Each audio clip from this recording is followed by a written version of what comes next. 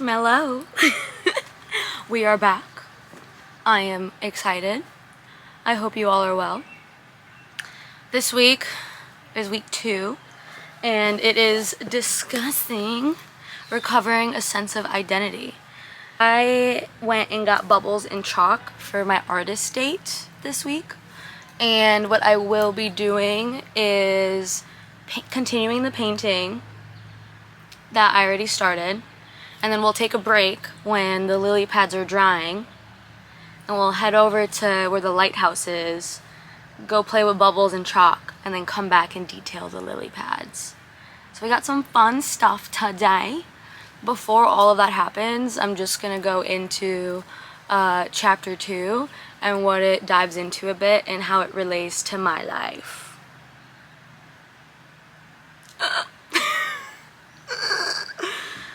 I had coffee, forgive me. Recovering a sense of identity.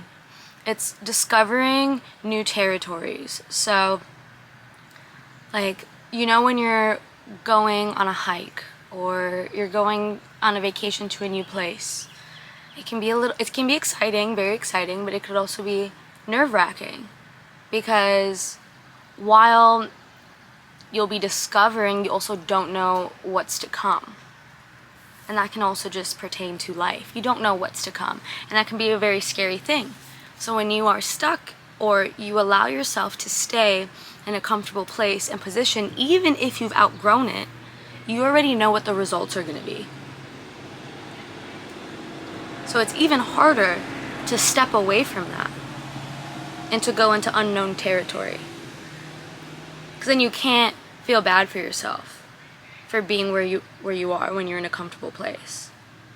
Because if you do get the results, or even better results than you've imagined, it freaks you out a little bit. You convince yourself you're unworthy. And then you're like, what the flip-flop is going on here? And for instance, I've tried to get my life together time and time again. And once things start to get better and good, I somehow would revert back to my old ways, like a self-sabotage moment. And you know, a lot of people tend to self-sabotage. And if you're questioning why would it work now than any other time I tried, it's because you want it. And instead of it being like, oh, we'll see what happens, you know what's gonna happen. It's like, make the decision and make it happen. It's all in your mind.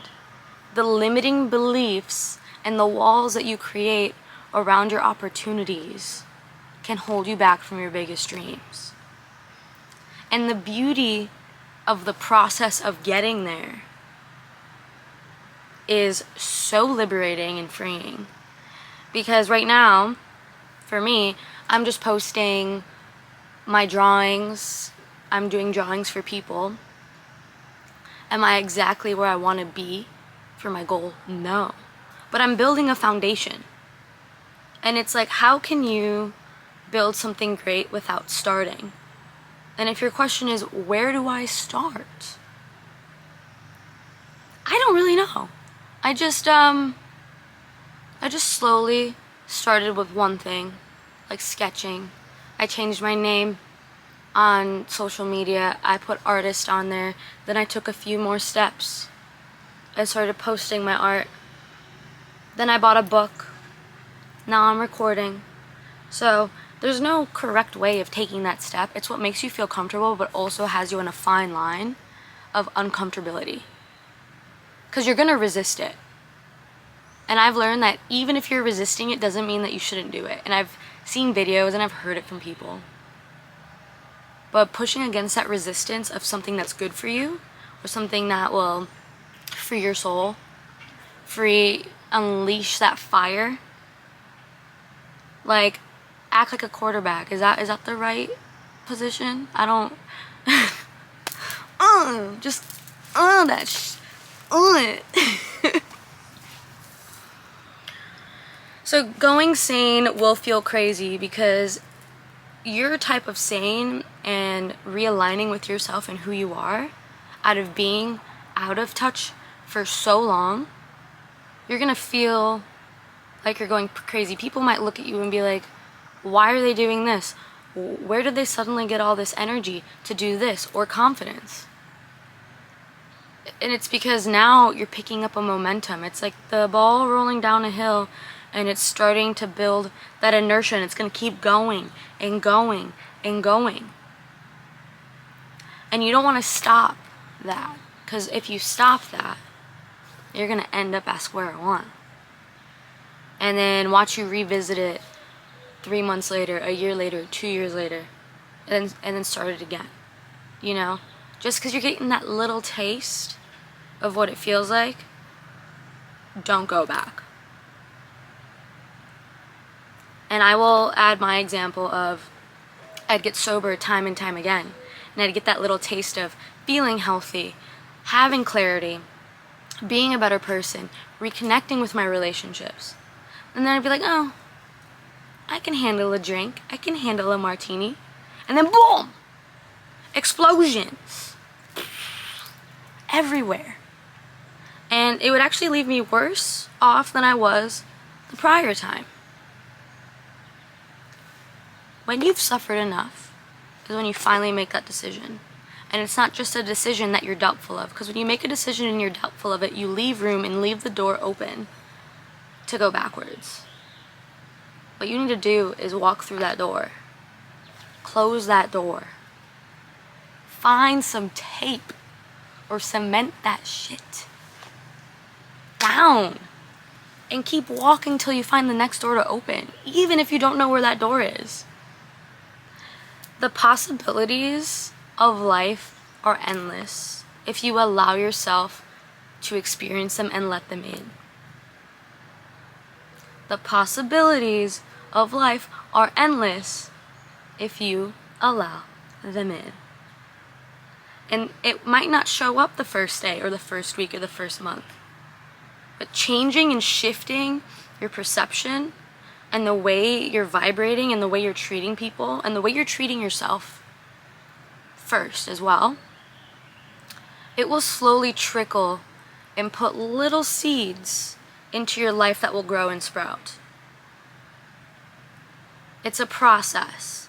It's not immediate gratification.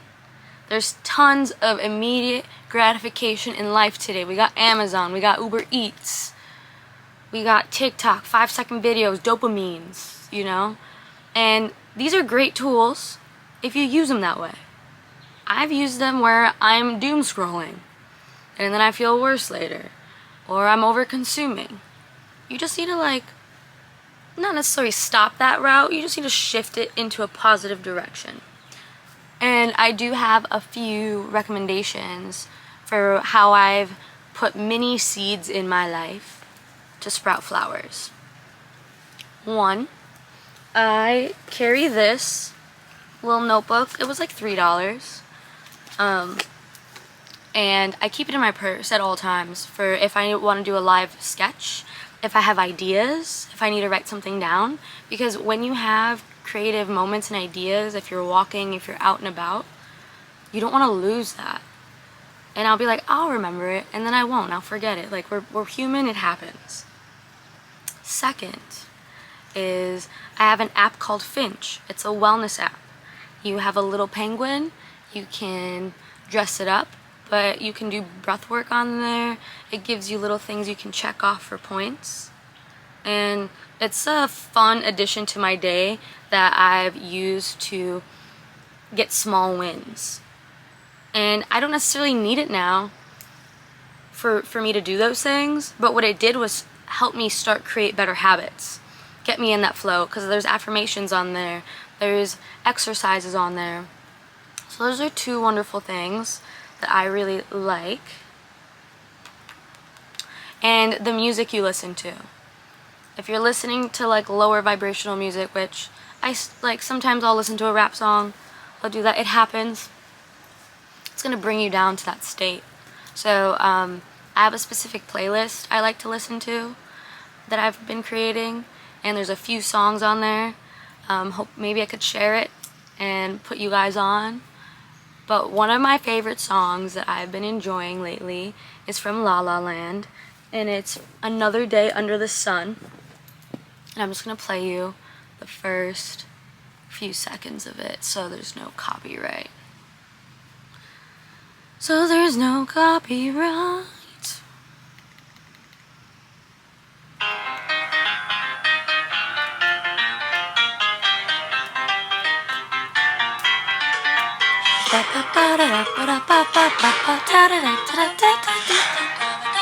Okay. I love this song because the film La La Land has to do with two creative artists that have sacrificed, help each other get to their successes. It's a musical as well. I do love musicals. And that makes me feel like me going on my journey and picking up momentum. And it continues on later in the song, and it gives me a sense of life, betting on myself, trying after getting knocked down time and time again. So those are like 3 things I recommend. The doubt monster. Let's discuss the doubt monster. And the doubt monster lives inside all of us. It's a symptom of starting to get your groove. Like, with my first video I posted, I was pumped. I was like, yeah, I'm ready. Let's freaking flip and go. And then the night before, I started getting this like fear, and I felt it in my chest, and in my head I'm like, I don't know, la la la, I don't know if this is a good idea. I'm gonna be like really showing like parts of myself I haven't shown before. And then I felt it again in the morning, and instead of going with that doubt monster, because that doubt monster will eat you up and take away your dreams and take away your goals, I made a decision and I'm going to stick to it. You have to have boundaries, not only with others, but with yourself. Because if you've made up your mind, why are you going to go back? What is it, 2 steps forward, 3 steps back? We're not doing that here. It's more like 2 steps forward. Maybe I'll stay in the same position for a few days if something goes wrong, but we're not running backwards. We're not running backwards. That's the opposite of the goal of this journey with this book, and also life. Don't run to what you know, run to what you'll discover. Just as a recovering alcoholic must avoid the first drink, the recovering artist must avoid taking the first think. Just as a recovering alcoholic must avoid the first drink, the recovering artist must avoid the first thing. As an alcoholic myself, for me to take that first drink means death. It means benders. It means losing everything that I've built up to, because I have no control over that. And this is just the truth. I go from Amelia to Goblin Monster. I turn into like a scary Labubu. Because those things are terrifying. So when it says an artist has to avoid their first think, overanalyzing and overthinking restricts the creativity. It restricts the flow. And with anything, if it's piano, sports, running, like the runner's high, you're getting into that flow state. So the process of thinking and overthinking and getting in that cycle of circles is an artist's biggest downfall.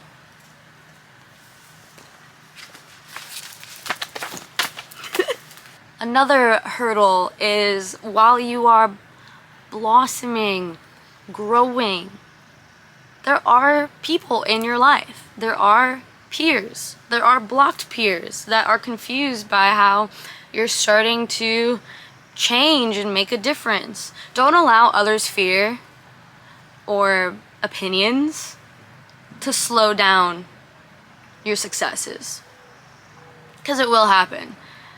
In the book, it discusses don't let anyone read your morning pages, and don't let anybody see or know about your artist dates.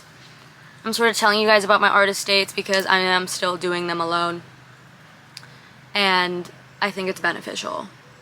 But keep essentially, what you should take from this is keep things private. Don't tell everyone everything. I used to spew all my shit everywhere and to everyone so then I can get advice.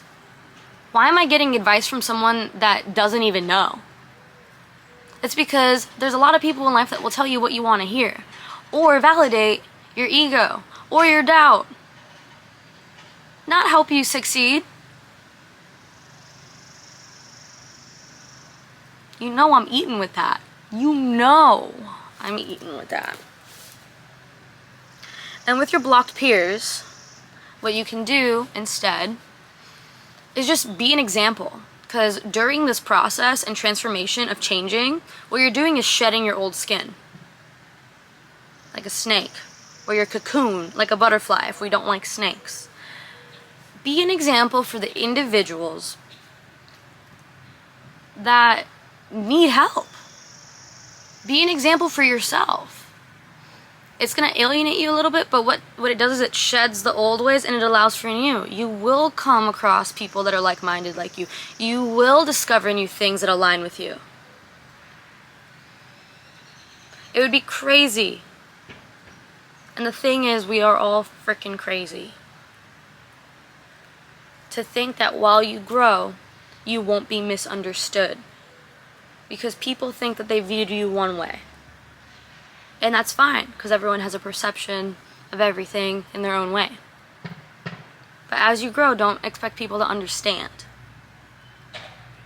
Because they don't understand what you're doing to work on yourself behind closed doors. The energy you're putting in, your goals. The only one that truly understands what's going on in here is you and God. So you're never truly alone, even when you feel alone. You have the divine, you have God. Just don't expect anyone else to really get it. And it sounds like it sucks. To an extent it does, but then you do truly fall in love with being by yourself.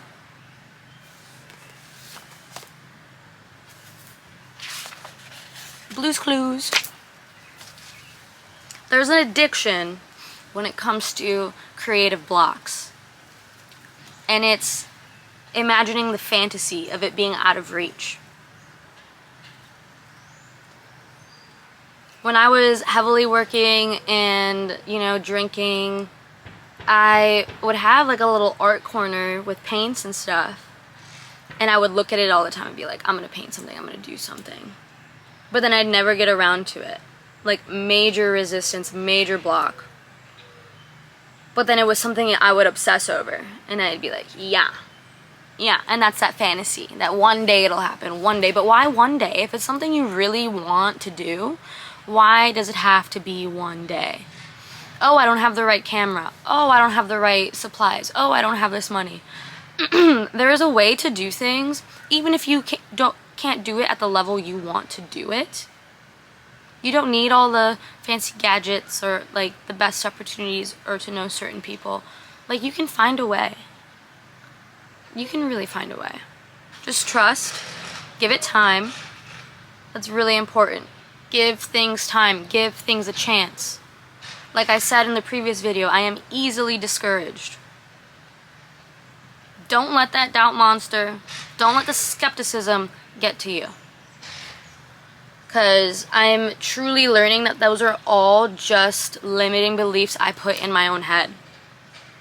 One thing that I also touched on with the previous video is I'm trying to learn to enjoy the process of my creativity, not the product. I had to do a couple sketches with my tasks last week, and I was ready to sketch everything out nicely, do it. Instead, I put the pencil away, I just grabbed some markers, and I went and I did it. And I will show you actually, because I have it right here. So the first one says, "Great creator, I will take care of the quantity, you take care of the quality." And the second one says, "It's your God-given talent, use it." And I just did it quickly. I did it without thinking, and I had a lot of fun doing it. Like, so much fun doing it. And there is that difference in separation with trying to make everything perfect and then actually just allowing yourself to express. And it's difficult. It's really difficult. At least for me, it's difficult. While you are shifting your focus, we've discussed the blocked peers. There's such things as crazy makers in life that the book says. I want to relay that to energy drainers. Individuals that don't respect your time, what you do for them, want too much from you. This is where, if you are a people pleaser and it's hard for you to receive, it's going to be a challenge. It's going to be a challenge if you're used to giving more than receiving. Because what you have to do is shift your focus to yourself. And how scary is that? To put yourself first. To not get the validation and gratification from others, but only for yourself, not show everything. Terrifying. Makes me want to throw up. Just ask yourself who you're surrounding yourself with. What you can do is do like a circle chart and put what's important to you inside that circle, and the people that you can share those things with, their names in there. Anyone that comes up that's outside of the circle, you need to like reflect on that relationship. You need to set better boundaries. Some, they'll slowly fall off. You'll cut them off. Honestly, if you want changes, if you want results, not everyone and everything can go with you. You have to sacrifice the old to bring in the new. Protect your peace, mama. Protect your peace, papa. Mamacita. Is it not clocking to you? This is from Stella Terrell Mann. Whatever God's dream about man may be, it seems certain it cannot come true unless man cooperates. God wants the best for you. God wants you to be the best version of yourself. If you're not aligned and on your path to do that, to get there, because we do have free will, none of that's going to come in. So it's making that choice. And how you decide to make that choice and how you feel it is with your discernment, is with your intuition. You'll feel when you're aligned and you'll feel when you're not aligned. You'll feel when something's draining. Have you ever hung out with somebody and you need like 2 days to recover? Or you say yes to something you didn't really want to do, and then you go to it, and then you come back home and you're like, why did I even go in the first place? Stuff like that. It's now a hard no. You're not giving leeway to things that no longer serve you. Because for you to serve and help people and the collective, you need to serve yourself.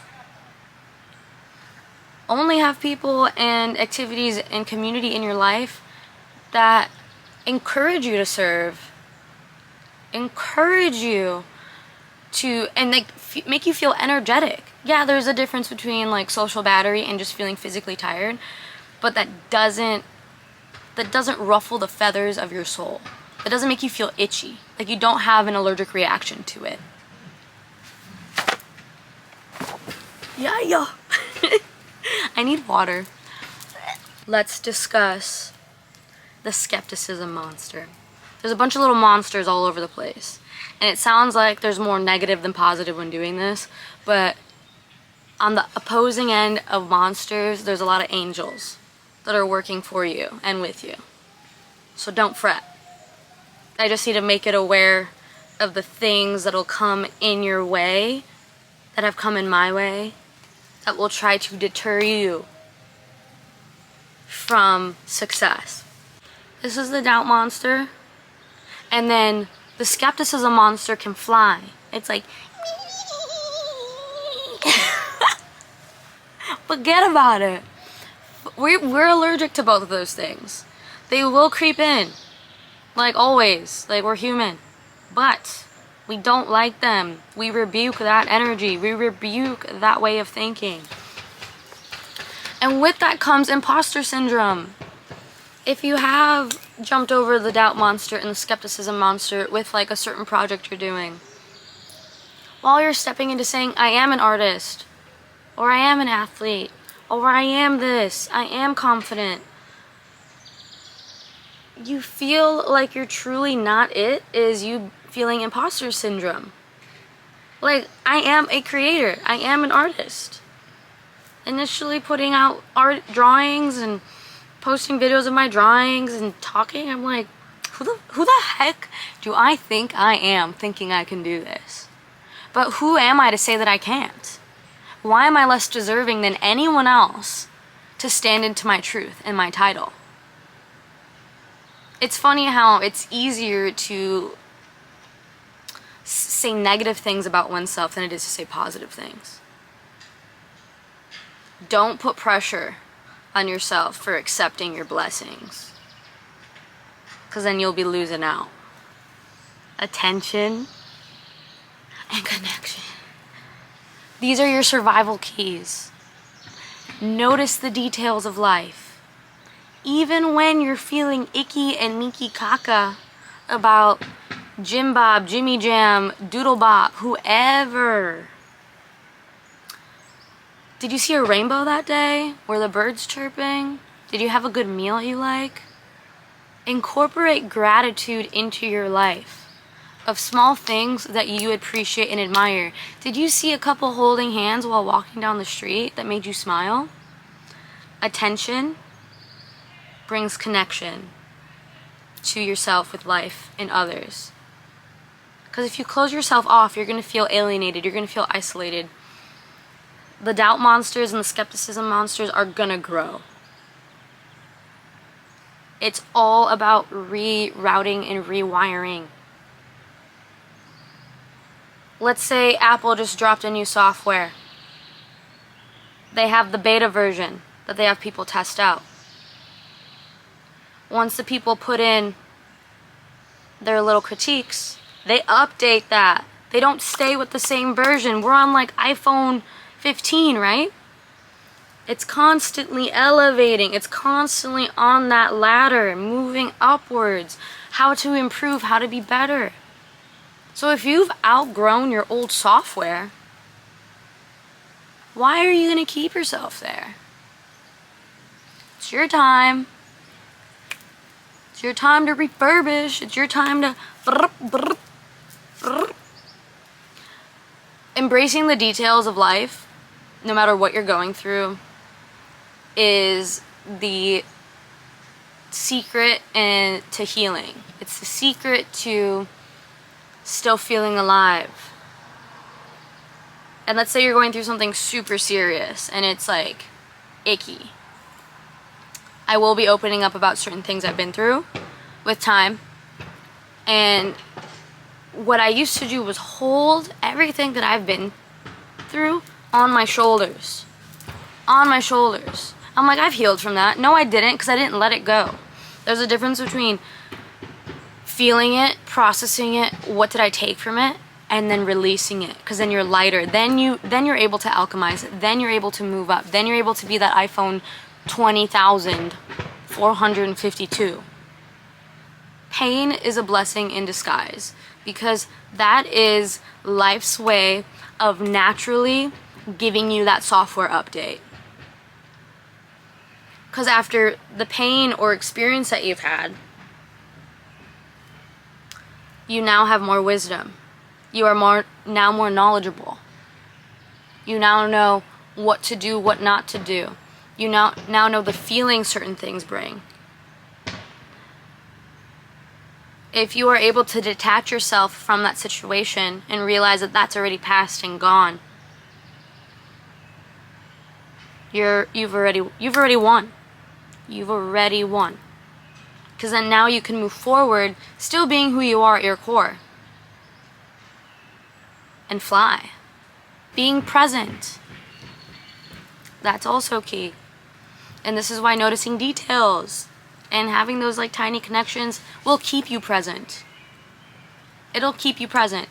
Because if you're like, I need to be present today. I need to not go on my phone this and this many times and this and that. You're being overcritical. You're being too hard on yourself. is going to take away from being present, because then you're overthinking. Noticing things and just being aware, noticing how you're feeling, noticing how other people are feeling, being present in that regards, it'll naturally slowly come. And I'm not going to say one day it's going to just be like that and then every day you're going to feel present. Some days you're going to feel 2 out of 10. Some days you're going to feel 11 out of 10. Some days you're going to feel 5 out of 10. Don't beat yourself up for your bad days. Because when I have bad days, they're freaking bad and they suck. But just realize that it's momentary, it's fleeting, it's passing. It's like that craving. If I crave a drink, what do? I go pray. I remember it's life or death for me. I remember that is a huge roadblock and a test in my life for any of the blessings I really want. What a small sacrifice to let go of something that I know doesn't serve me for me to have success, be creative, have children one day, have a family. Knowing I'm not going to hurt anybody. And in that moment when I'm having that craving, I just sit and I pray. Or talk to somebody, because connection brings you back to the present. Call a friend. There's many things that you can do before giving in to that one thing you're fighting against. Many things. Many, many, many things. Even if it's screaming at you in the face. Many things. And then all that progress you've made, is it worth it? Is it worth giving it up? Because you wanted to have a taste of your past, even though you knew how hard it was to get to where you are in this moment, how much work it took. You'll beat yourself over in your head like 1,000 times and be like, damn, I really gave up on me in this one moment to have gratification because I felt weak. Saying no and surpassing that urge, surpassing those monsters, those inner demons, will triple your power every time you move against it and you keep going on the path you're supposed to go. Because there will be tests. You will have people make comments. Why aren't you doing this and that? My route, I had someone ask me, why aren't you drinking? And I was at a family party. And I just looked at them and I'm like, because I'm an alcoholic. I'm a little too passionate about it. And they made a joke, well, like, I am too, but I'm still drinking. And I'm like, good for you, but I want children one day. Like, if you are so honest and upfront, and I know some people don't want to do that, but if you're so honest and upfront about, and blunt about what you are striving for and what you need, even if it makes someone uncomfortable because it's the truth, people will respect you. The one thing you have is to always be impeccable by your word. Even if you're wrong, admit you're wrong. The truth will set you free. And I've been wrong time and frickin' time again. We've all been wrong. Don't act like you're perfect, because you ain't. I ain't. And that's the beauty of it all. You don't have to be perfect to be better, to be a good person, to deserve love. God still loves us, even if we're not perfect. He gave up his son for us. What a sacrifice. And still loves us, even though we're imperfect.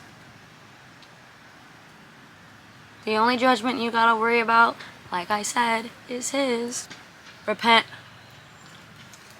Okay. Painting time.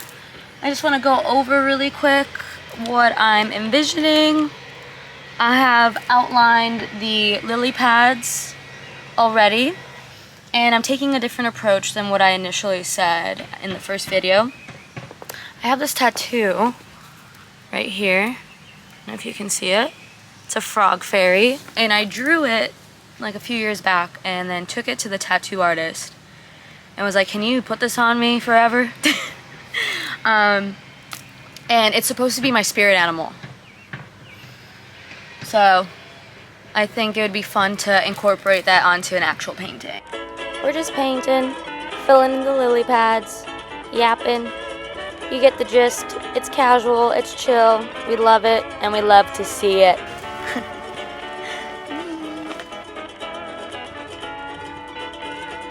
Good bombs. I finished cleaning it up and doing the second layer. I believe I might have to do a third layer for the lighter green, but we're gonna let her dry and we're gonna go play with chalk. Okay, we're at the pier and here are my goodies. I got the jumbo because they're more fun. The lighthouse is behind me, and I chose to come here instead of the church because it's a lot more active here, so my message and what I'm drawing will get seen way more than over by the church. Unfortunately, it's like that. Isn't it sad? I bust out my bubbles. Hell yeah. Oh, I'm getting soapy. Ew, ew, ew, ew, ew. Oh. Oh, oh, oh, can't touch this. Oh, oh, oh, can't touch this. All right, we're doing Isaiah 41:10. Fear not, I am with you. Let's get that Jesus spread. Here we go.